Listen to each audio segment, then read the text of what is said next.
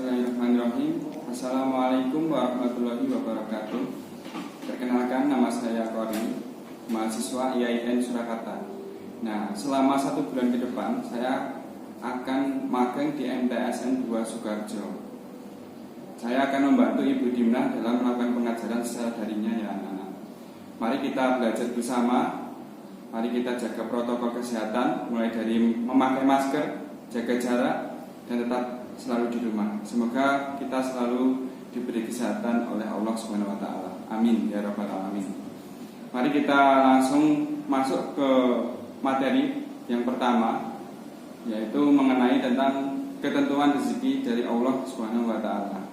Mari kita simak PPT yang saya buat. Terima kasih. Baik, di sini materi yang akan kita bahas kali ini adalah mengenai ketentuan rezeki dari Allah Subhanahu wa taala. Ini merupakan bab 2 ya anak-anak di Quran Hadis. Nah, apa yang dimaksud rezeki itu sendiri? Rezeki berarti segala sesuatu yang bermanfaat, berdaya guna baik bagi makhluk, serta dapat dimanfaatkan oleh manusia sebagai sumber penghidupan. Rezeki juga berarti anugerah, karunia, atau pemberian dari sisi Allah Subhanahu wa taala kepada makhluknya. Perlu digarisbawahi ya, rezeki Allah itu sangat luas. Rezeki tidak hanya berupa materi, tapi bahkan seperti udara yang kita hirup setiap hari adalah rezeki. Kesehatan dan kebugaran tubuh kita juga termasuk rezeki dari Allah. Kemampuan untuk melangkah, berjalan, dan beraktivitas adalah rezeki.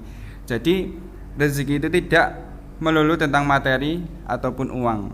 Jadi rezeki seperti kita sehat, bisa bernafas, nah itu termasuk rezeki dari Allah. Adapun dalilnya terdapat di Quran surat Ar-Rum ayat 40 yang berbunyi Allahul ladzi khalaqakum tsumma razaqakum tsumma yumitukum tsumma yuhyikum hal min syurakaikum may yaf'alu min dzalikum min syai' subhanahu wa ta'ala amma yusyrikun.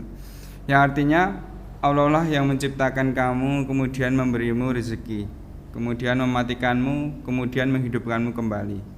Adakah di antara yang kamu sekutukan dengan Allah itu yang dapat berbuat sesuatu dari yang demikian itu? Maha sucilah Dia dan maha tinggi dari apa yang mereka persekutukan.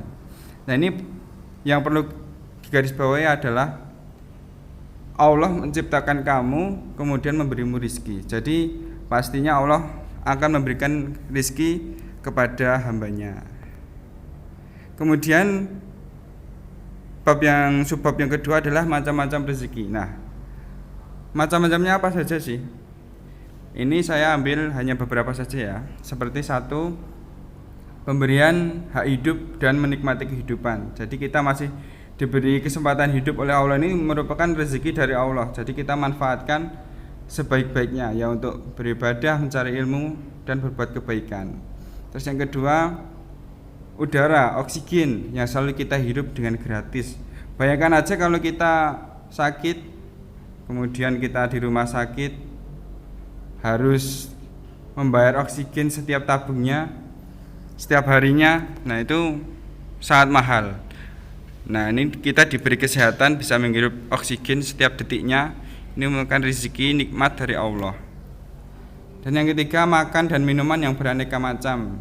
Nah, ini bisa kita rasakan ya anak-anak, bisa makan dan minum. Kemudian yang keempat, kesehatan jasmani dan rohani.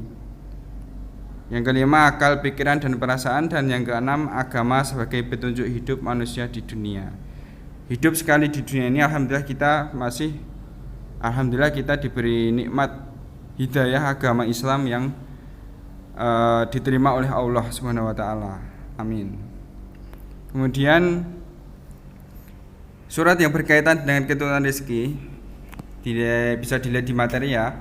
Terdapat di Quran surat Quraisy yang berbunyi ila fi Quraisy ila fihim rihlatas sita'i was-shaif falyabudu rabb hadzal bait alladzi at'amahum min ju' wa amanahum min khauf.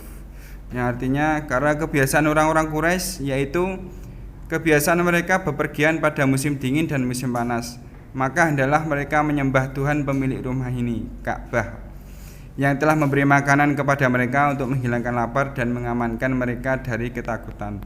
Nah, maksudnya yang ayat pertama ini menjelaskan kebiasaan orang Quraisy. Mereka mempunyai mata pencaharian pokok yaitu berdagang.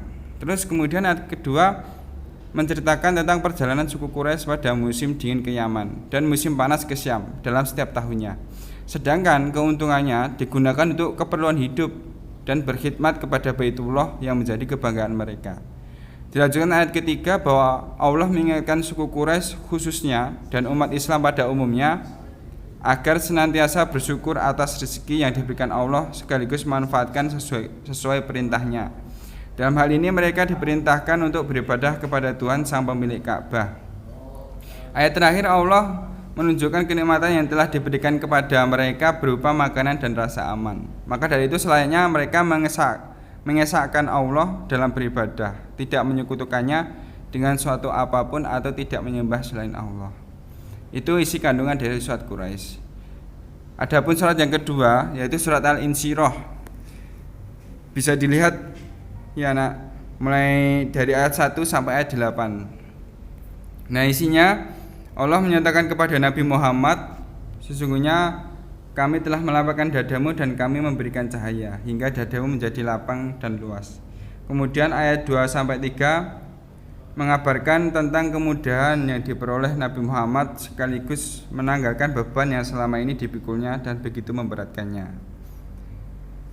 Ayat keempat, Allah memberikan penghargaan kepada Nabi Muhammad, yakni meninggikan sebutan untuk Nabi. Hal ini terbukti dengan ditetapkannya nama Muhammad yang selalu bersanding dengan nama Allah dalam konteks pengakuan keesaannya. Misalnya dalam 2 kalimat syahadat serta adzan dan iqamah. Ayat kelima dan keenam, Allah menyatakan setelah kesulitan akan datang kemudahan. Dia menyampaikan hal tersebut untuk memotivasi Nabi dan umatnya bahwa tidak ada kesulitan yang tidak teratasi selama manusia memiliki semangat untuk keluar dari kesulitan tersebut dan selalu bertawakal kepada Allah. Jadi ini digarisbawahi adalah berusaha, tidak mudah menyerah. Ayat yang ketujuh, Allah mengingatkan kepada Nabi Muhammad dan umatnya agar tidak cepat puas dengan hasil usahanya. Jangan mengingatkan jika telah menyelesaikan suatu urusan, maka bergegaslah menyelesaikan urusan lainnya. Nah, ayat 7 ini bisa pesan tersiratnya adalah tidak bermalas-malasan. Jadi selagi bisa sekarang kenapa harus besok? Iya.